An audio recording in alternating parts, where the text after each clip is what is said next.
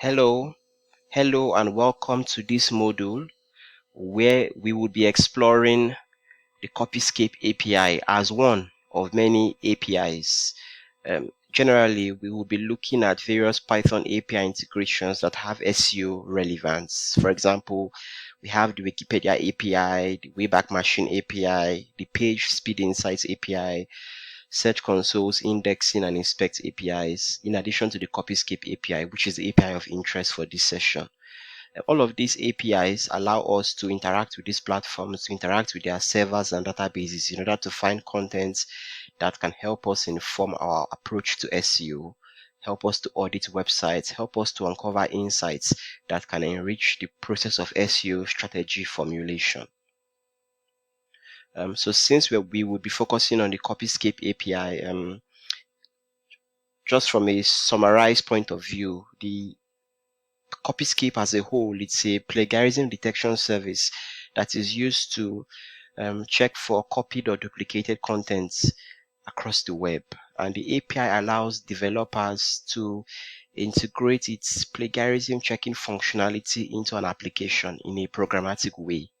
And there's some key features of this API. It allows for its general function, that is plagiarism detection. It allows for content verification. So if someone gives you an article, you can verify its originality by comparing it against existing content across the massive web. It also allows for batch processing. That means you could check multiple URLs or multiple content pieces in bulk. And it also has integration flexibility. So it allows you to interrogate its database for information around duplication and content originality, but it doesn't restrict you to a single programming language. You can use a number of programming languages to interact with Copyscape.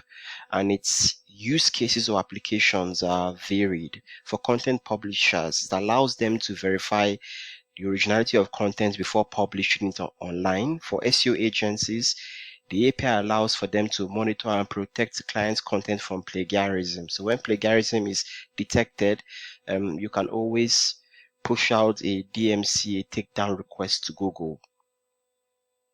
For educational institutions, it allows for the administrators and examiners and lecturers to check student submissions for academic integrity, and for content aggregators that are pulling in content from a large variety of sources, it allows them to filter out duplicated information when the content aggregation process is taking place. So these are the applications of the Copyscape API. It is instructive to note that content duplication is a negative SEO tactic.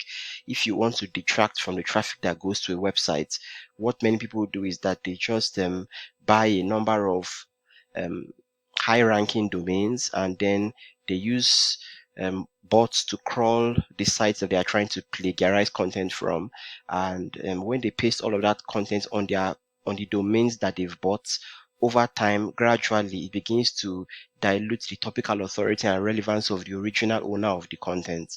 So when SEO analysts are trying to audit a website in order to determine the reasons why traffic has declined or why traffic is not increasing as expected, one of the checks is for large-scale content duplication. And it is in this sense that the Copyscape API becomes an invaluable tool in your toolbox. So in the practical session, I'm going to be showing us how to obtain your API key from Copyscape and how to use a pre-written Python script to query the API about instances of duplication regarding any URL, either a single or hundreds or thousands of URLs belonging to your website or the website of your client. So see you in the practical session.